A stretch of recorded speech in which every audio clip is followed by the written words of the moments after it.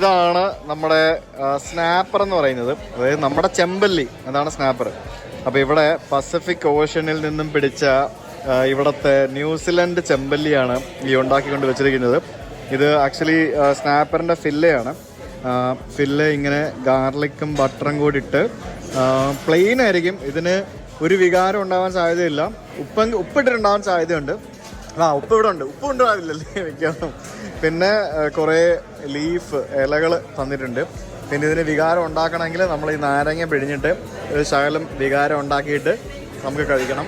അതാണ് സംഭവം. വാവ്, എൻ്റെ പൊന്നെ. Thank you very much. നമ്മളെ ടബാസ്കോ സോസ് കിട്ടിയിരിക്കുകയാണ്. ഇനി എന്നെ വേണം, ഇനി വേറെ ഒന്നും വേണ്ട. അപ്പോൾ ഇതാണ് നമ്മുടെ ഇംഗ്ലീഷുകാരുടെ ഫിഷ് ആൻഡ് ചിപ്സ് എന്ന് പറയുന്ന സാധനം. ഇത് ഫിഷ് നമ്മുടെ പഴംപൊരി വറക്കുന്ന പോലെ വറുത്തെടുത്തിട്ട് അതിനകത്ത് നമ്മുടെ ഫ്രഞ്ച് ഫ്രൈസ് ഇഷ്ടംപോലെ എടുക്കും.